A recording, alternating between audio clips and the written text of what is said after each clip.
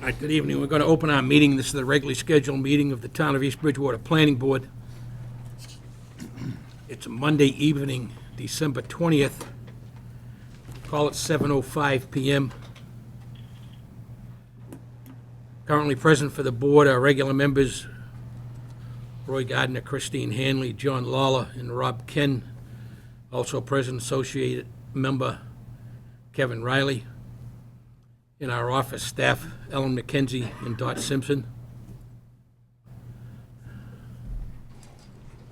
First item of business is minutes from December 6th. To accept the minutes of December 6th as presented.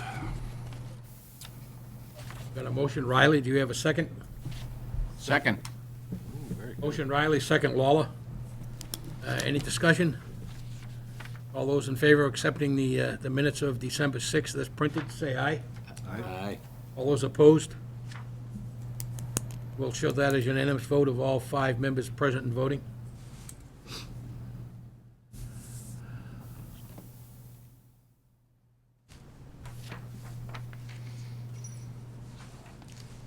Next item as we go down our agenda is we have the draft copy of the special permit certificate for Rhino East Bridgewater Development.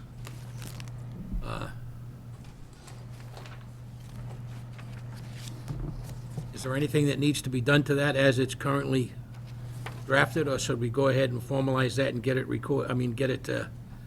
endorsed and then filed with the town clerk's office?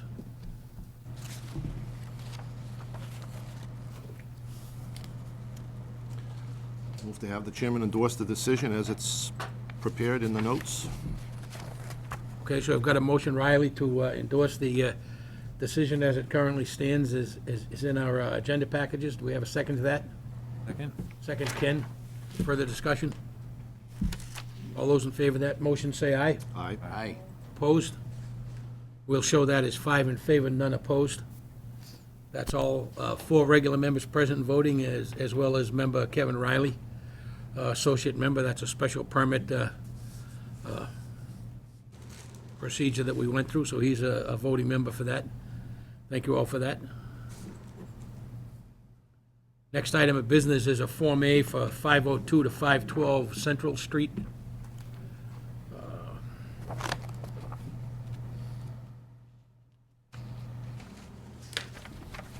So that's a simple, very straightforward Form A with all the lines that meet the requirements of a Form A plan, where the current owners of 502 Central Street are carving off a 25-foot wide strip, planning on conveying that to 512 Central Street. So I did have one note I want to add to that in the signature block above the signature. There is a note on the plan that I think somewhat says this, but I don't think it's quite clear enough, so strictly speaking,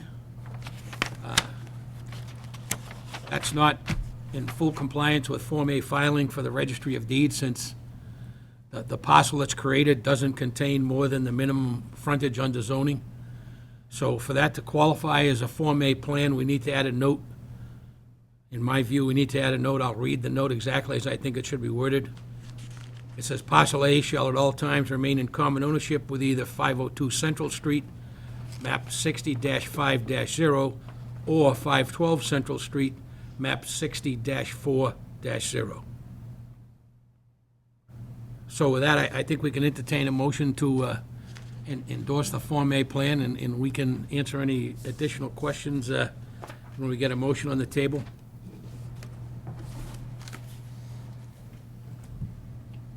You want a second? Or you want a motion? I'll move that then. I'll move that as the motion with that note added. I'll second it. We've got a second Lawler. That's a motion, Gardner, second Lawler. Any further discussion? I'll just add to that is one of the things we need to be very attentive to is when we have a Form A plan assigned to sign, that we don't create unintentionally, but we don't create one of two things. Number one is a landlocked parcel of land that isn't connected to something with legal frontage, or a parcel of land which has less than legal frontage, but some frontage on a street. And the intent of that is to avoid the possibility that those parcels of land would get into third-party hands with no access or no legal right to use the land for the uses that are described under zoning. So given that, any further discussions, questions? All those in favor of the motion to endorse the Form A plan with the note, as I just read, in favor, say aye. Aye. All those opposed, we'll show that as 4 in favor, none opposed, with member Kevin Riley, Associate Member Kevin Riley abstaining, since technically that's an action under subdivision control. Thank you.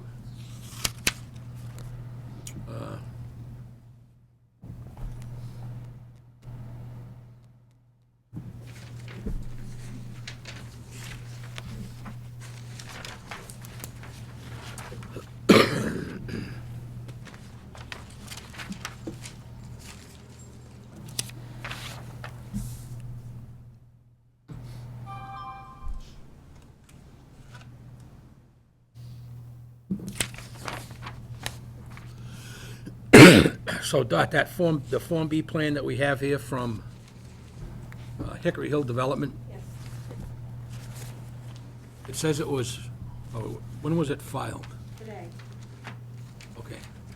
Yeah, I was looking at the December 8th date on the top of the sheet there. No.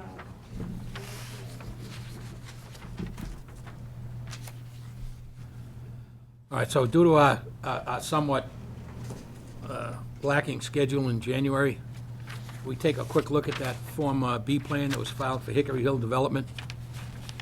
Yeah, we have till February 4th, Lloyd, so if anybody wants to review it and discuss it at the January 10th meeting. I think we need to discuss it tonight, because we're going to send it back to them. Okay.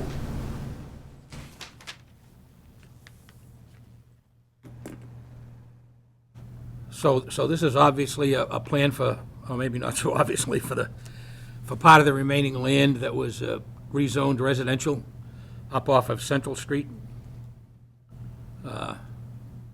So two things I immediately notice in that they've got two, I don't know what we want to call them, cul-de-sacs, bulbs, whatever you want to call them. The last one, as you approach Columbus Ave, is clearly a cul-de-sac. The other one, I'm not sure what that's supposed to be.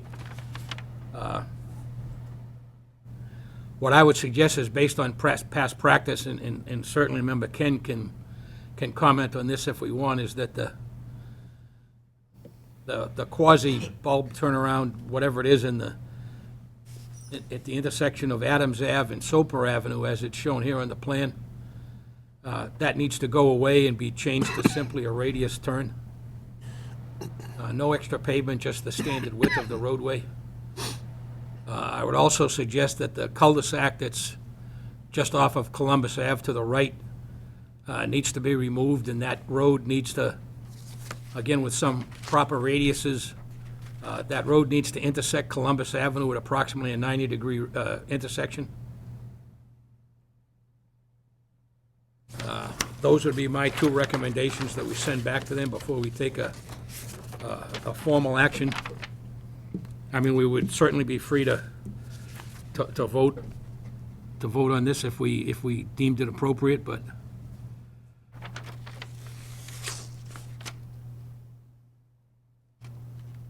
so any comments on those two? So we go lot, Square footage is at 20,000 square feet. It's less than what's required?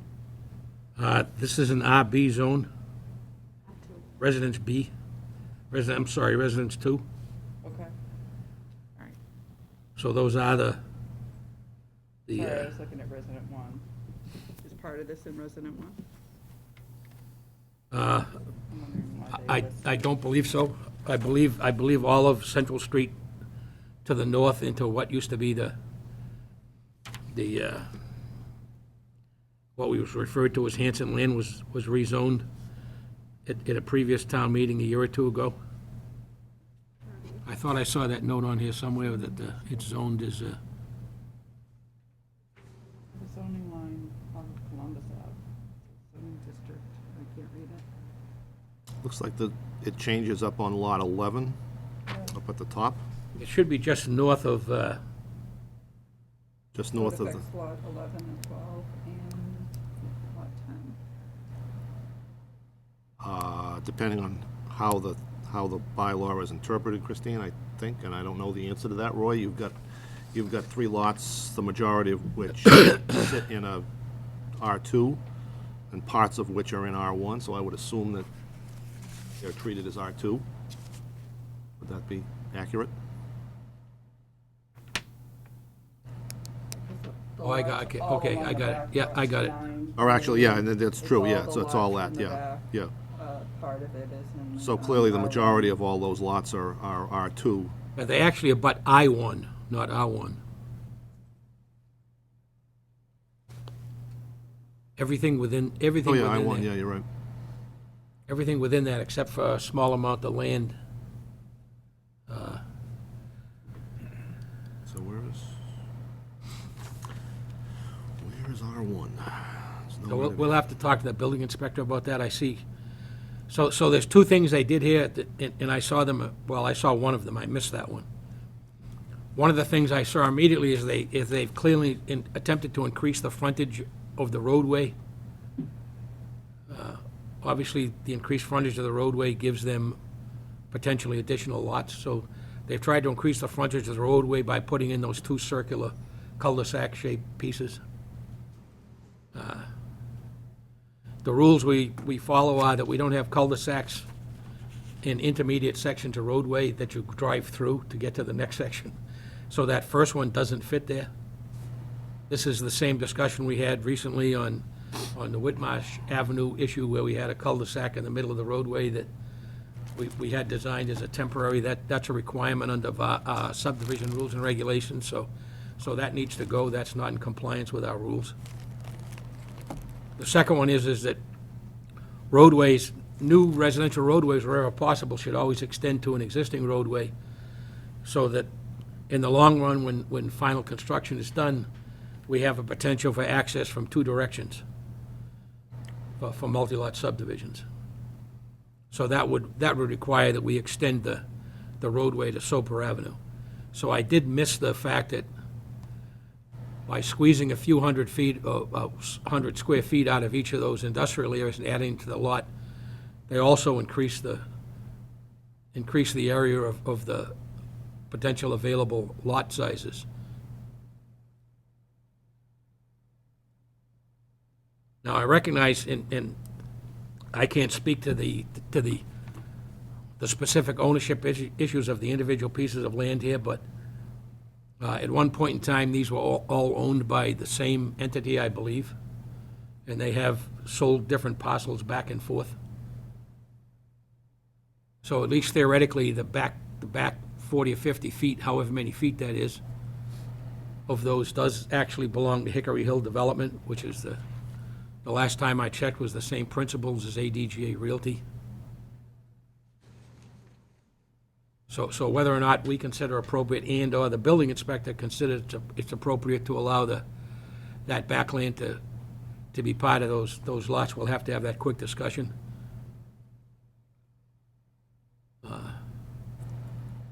I do believe they're allowed to do that, but I don't believe they're allowed to put anything in it. Even accessory buildings, I don't believe, but, so that's a question for the building inspector, but, Rob, do you want to make any comment about the roadway layout in those 2? Yeah, we definitely would not be in favor of that intermediate cul-de-sac. That's just additional maintenance that serves no purpose to us, other than to, like you said, Have to find it. Get more frontage for another lot, basically. Have to find a creative way to plow it. Yeah. All right, so given that, my suggestion would be that we put a motion on the table to send this drawing back to PMP Associates and a copy to Hickory Hill Development. With those notes, I kind of quickly sketched on there what that should look like for everyone's, Yep.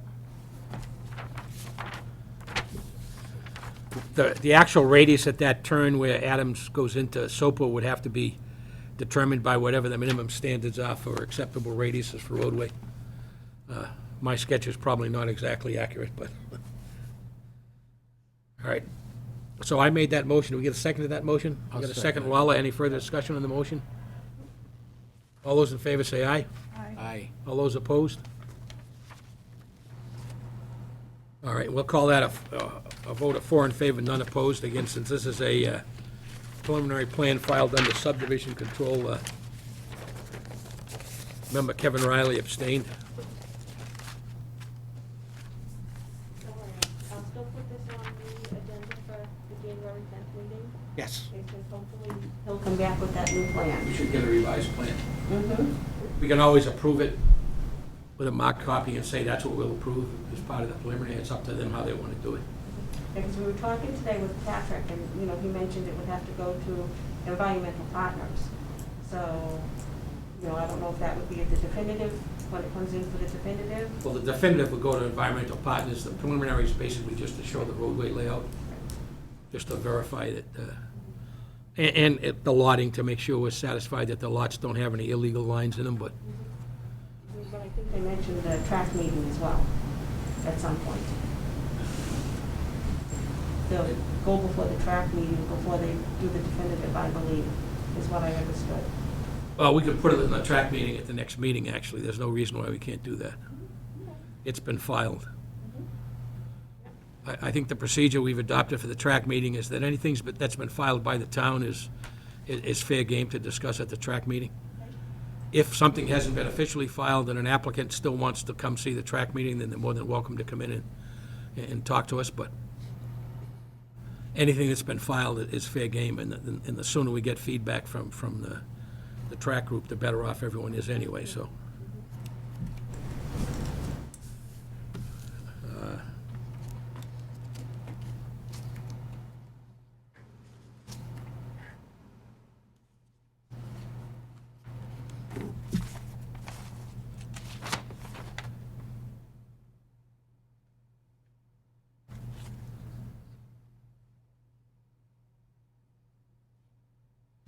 When was the Form A for Oak Street filed? Today. Oh, 21, today as well, right, okay.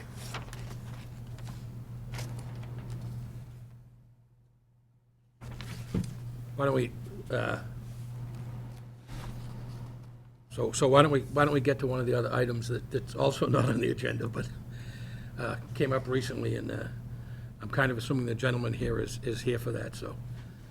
Are you here in relation to the Osamoquin Pines, Setauket Ave, whatever, okay. So this all happened relatively quickly.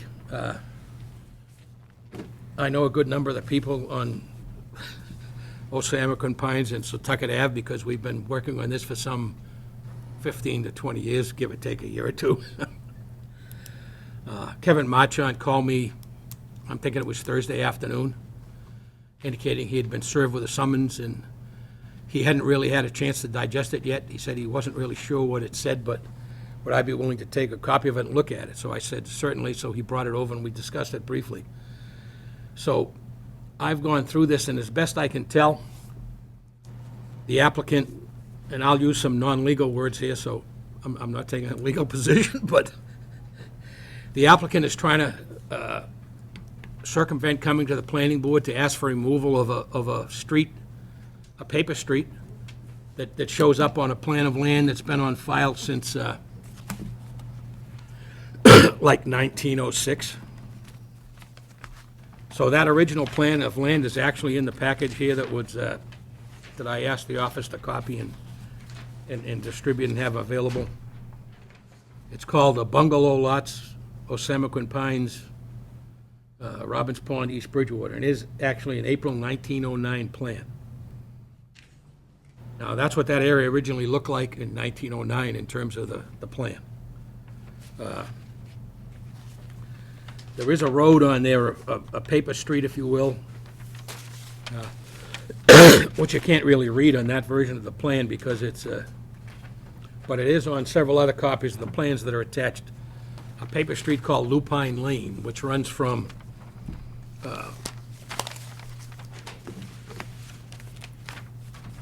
goes Samoquin Road down to the pond, right to the edge of the water. So apparently the abutter on the,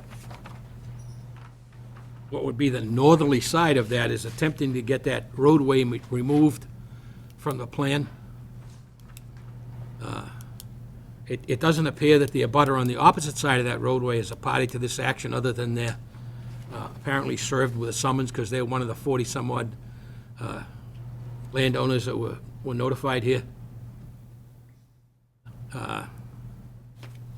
There is the capability to have a court determine that that roadway effectively no longer legally exists, although the accepted practice in today's land use is for the owner or owners that wants to extinguish that roadway from a plan and have it removed, to petition the planning board to remove it as a modification under subdivision control. Especially since that roadway still exists on modern subdivisions. The last one that was actually recorded at the registry and endorsed by the planning board was back in 2006. So, all that I'm going to say further to that right now is that I have discussed this with town council on Friday afternoon. The town was served, since the town does own one of those small parcels of land that had been taken in tax title some years ago, and the town still owns it. So the town was served with this, as well as all the other landowners down there. Town council has said they'll have a response available within the timelines required by the court. And before that, we'll have a further discussion with them. They haven't had a chance to review this since they just became aware of it late Thursday afternoon or early Friday morning. So we can digest that. I'll ask if you would, the resident here to identify themselves, and feel free to ask any questions if you want. It's Dave Archibald, I'm at 77 Osamoquin. So I am next to Cardinal Lane. Cardinal Lane being basically the same thing, although there is a bathing beach at the end. So could I, sorry to interrupt, but Yep. I couldn't tell this from looking at various plans. Is that also a paper road that hasn't been constructed at all? Well, Cardinal Lane is, I've been using that as my driveway, Okay. as far down as my house goes. And then it turns up to my garage. Beyond that, it's just a dirt path. Okay. So, I guess, a couple of questions. If Lupin Lane is able to be dissolved, would that mean that Cardinal Lane would be dissolved as well? So again, legal interpretation here from the paperwork, the way it's written, in my opinion, only applies to lupine. First of all, my view of this based on case law, and again, not an attorney, is a judge can't do that. It's clear case law these days that the way you have to do that is go back to a planning board. In years where paper streets showed up, but they weren't on anything that the planning board had ever handled before, judges will sometimes, if it's clear that it's never been used and doesn't create any hardship's not the right word, but inconvenience to the rest of the residents. Excuse me.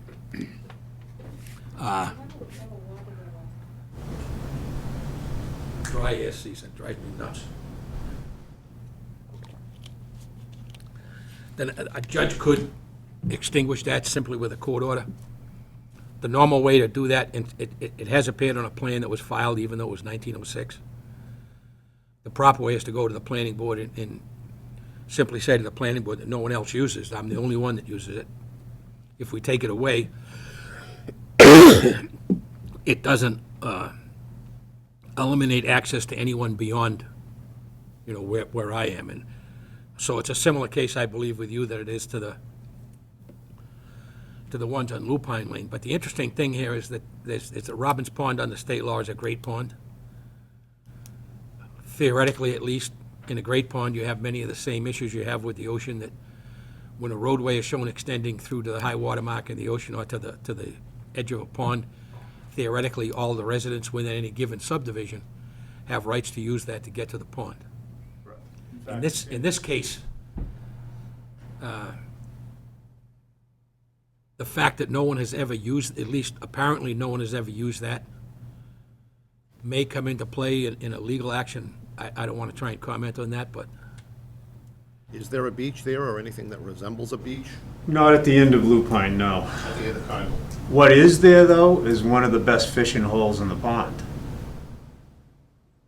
So, I mean, maybe nobody has used it in the last 10, 15 years.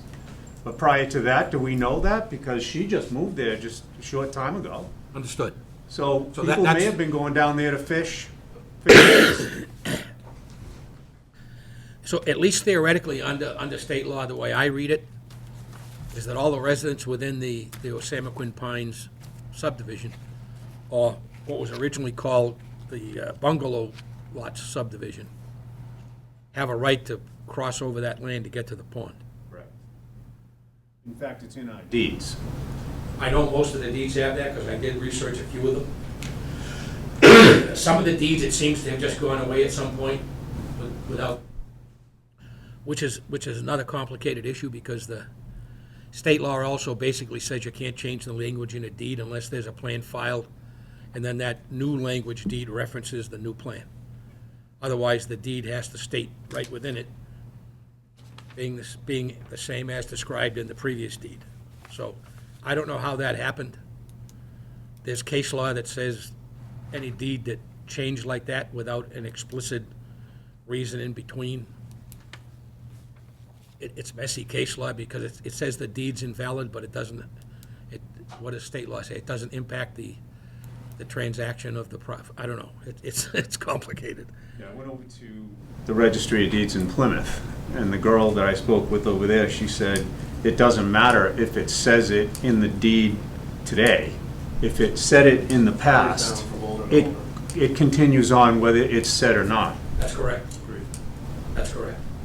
It's supposed to be in all the deeds, or a quitclaim deed can, just as I convey property X to person Y, Right. with all the same blah blah from the deed before, without any other language. Right. But it shouldn't, one of the things I noticed on a couple of the deeds is the lots had obviously been surveyed, so they added the actual meets and bounds under current surveying standards, but then failed to reference the being the same as conveyed previously. And I don't know why they did that, because technically that's not correct. But I'll leave that alone. But I have been promised in the phone call that we'll get some official word back from town council as to exactly what that means. Because no matter how many times you read that, and I've read lots of court filings, it's not real clear what they're trying to do there. The only thing I can think from looking at that, first of all, it's filed as a bid to quiet title. I mean, that's not a bid to quiet title. They have clear title to their lot as defined by current meets and bounds. That's a relatively newly created lot. Right. On a surveyed plan that's recorded at the registry with clearly defined meets and bounds by today's surveying standards, so. And I believe it references Lupin Lane as part of where the boundaries are. It's using Lupin Lane as Yeah, it their does. bound. And there's actually there was supposed to be a plan attached to that service to everyone, which I don't think anyone got, at least I know Kevin didn't get it. That plan should be in that package of stuff that you have, which was the plan done by ET Engineering with a 2021 date on it. So the plan, apparently, that they filed in the court with that shows Lupine Lane with its meets and bounds, so I'm not clear as to what they're trying to do there. Well, we are clear as to what she's trying to do. I think I know what they're trying to Yeah. do, but Yeah. And they're using Christmas time and, all of this, 20 days, and, I mean, it's just crazy. Nobody's got time to be messing with this right now. so as I told town council, I'm not in favor of someone that files for a definitive judgment in a court in the first or second week of December. That smacks of attempting to circumvent the appropriate legal process, but That's the way it looks to me, too. You're free to stay in touch with the office. The office is free to give out my phone number if you would like to have it. I'd be happy to talk to you again and try and keep you updated with what town council is telling us, because our the town's piece of property doesn't directly abut the immediate area, but it is part of that subdivision, so. I mean, that's, the one thing that I think about, anybody on the other side of the road, I live on the pond side, so really it doesn't affect me much at all. But anybody on the other side, that's their access to the water. Yes. So if you give that up, you basically lessen the value of your property. The town would be in the same boat. I mean, not that anybody's ever gonna build on that little piece you got, but why would you give that up? Why would anybody give that up? I'm a fisherman, so if I was down there, I wouldn't give it up. I'm telling you what, that's the best fishing hole, right there at the end of Lupin Lane. That's where the best fishing is. I know it's somewhere on that side of the pond. I don't know from when I used to fish there with my son years ago. I'm not sure exactly where that is in reference to where Lupine Lane is. Yeah. But there is some spots on the back side of the pond that are I go over excellent. there with my boat, and that's where I fish, in that corner all the time. But that is how people get there if you don't have a boat. By removing that paper road, you would no longer have access? Correct. Is that the deal? So what do they gain by that? With a person that filed for this, what are they gaining by this? They don't, apparently, one of the other neighbors approached her and said, I want to open the brush a little bit at the end so I can go down there and launch my canoe or whatever and fish from that area. Okay. And the people who are doing this are saying, we've been maintaining that property, we've been, taking care of it, and we don't want you coming across the property. What they're claiming. And apparently, the guy who wants to use it said, it's not your property to say no to. And it turned into what we are looking at today. I understand there was a bit of a debate going on between two of the property owners there. I get it. Thank you. All right, anyone else on the board here have any, So, I mean, I'm still in the same position here. We have 20 days to answer this, apparently. And if we don't answer it, we forfeit our right to it, and they're gonna take it away? All right, so I'll make a non-legal suggestion. You at least talk to some of the neighbors and maybe as a group, come up with a plan and ask a local attorney simply to file for an extension. Like a one-page. Yeah. I don't advocate, I'm not a big fan of someone filing something that then forces other people to pay an attorney, but my view is that's not the kind of thing you want to try and attempt to do pro se. Because if you get something wrong, then I honestly, the way that's written and what I expect they're trying to do, I don't believe a judge would ever make that kind of a finding without clear feedback from the residents because of the scope of this. But judges do things, judges do, so. Right. I would suggest you just talk to a local attorney, get a one-page extension of whatever that timeline is, filing, time of year, the situation with COVID, lots of other reasons, but, and I'm certain at some point, town council might actually do that on behalf of the town. That's what I was hoping. That's, I can't tell you that right this minute, but maybe next week I will know that, okay, because I'm gonna try and keep on board what he's planning on doing. yeah.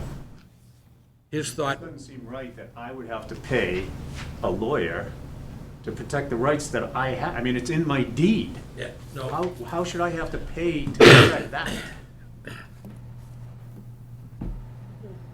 I know. It's a beautiful thing. All right. no, I'm not a big fan of people that do things through attorneys that then reference or require third-party, innocent parties effectively to spend money to protect their rights, but that's how the system works is. Okay? I appreciate all your time. Okay. Take care.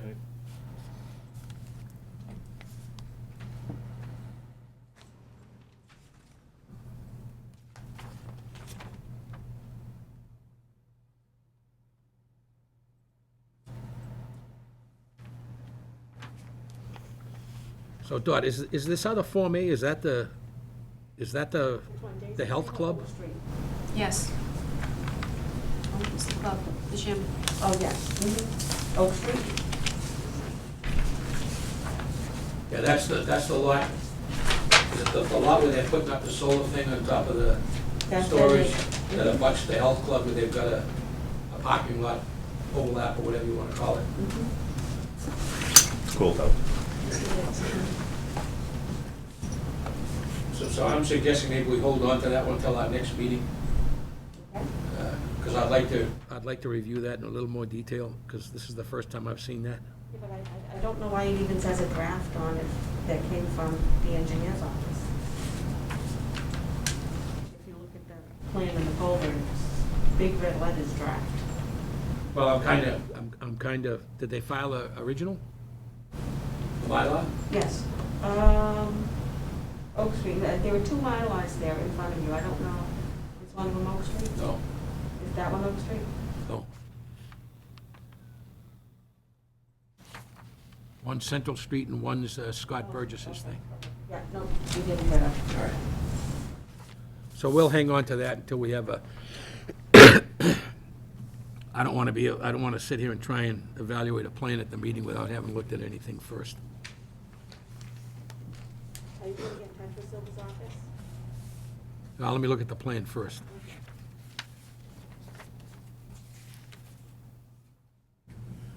I know the two parties were negotiating to try and find the best way to sort out the The parking issue? parking issue.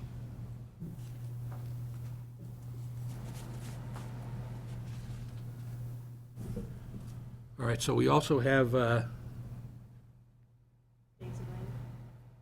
yeah, we've got a Form A from Daisy Lane that also came in the 21st. Tomorrow? I'm sorry, the 17th.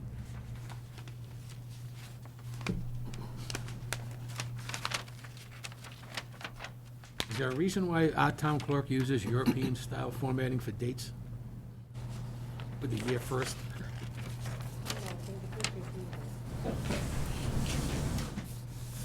All right, so we've got a, does everybody have a copy of the Daisy Lane Form A?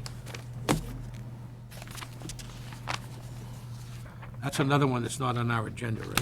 Right. These all came in after these have been. Yeah, understood. So the Daisy Lane one is very simple. It's actually almost a, it's actually almost a carbon copy of the Central Street one.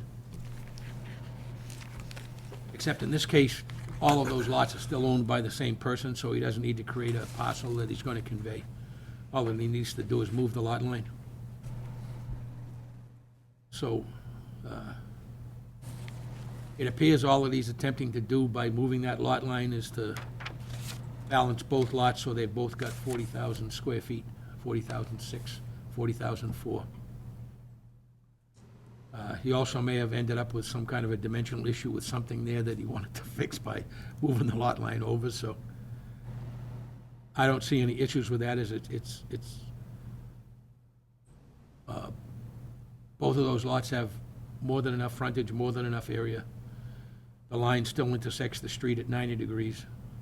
Doesn't create any new odd angles or anything like that, so I think I can entertain a motion to endorse the plan filed by Scott Burgess for a modification of lot lines between lots 2 and 3, renaming the lots Lot 2A and Lot 3A on Daisy Lane.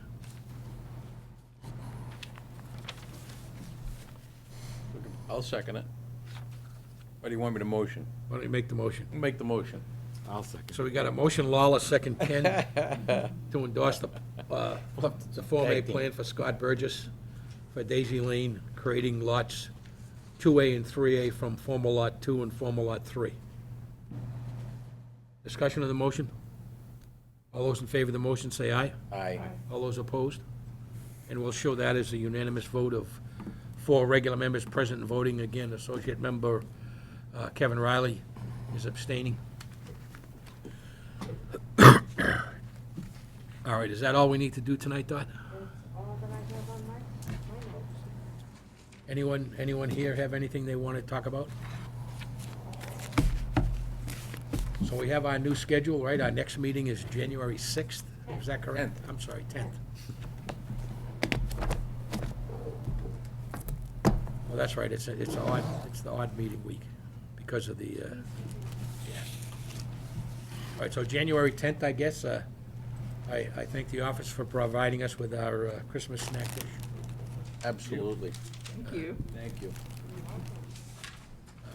Hearing anything else, I guess, nothing else, I guess, Dot, do you, Ellen, have anything for us? No? We're good. Okay, so at this point, I guess we can entertain a motion to adjourn. Oh, you want a motion for recess to go? Somebody watched the program a couple weeks ago when I walked in, and they said to me, how come you're always the guy that's saying, let's go home? So I guess, let's go home. I make a motion. Second. So we got a motion, Lawler, second Ken, to adjourn. We'll call it 7:46 PM. Further discussion on the motion? All those in favor of the motion, say aye. Aye. All those opposed? We'll show that as unanimous vote of all five members present and voting 5 in favor, none opposed. Thank you all.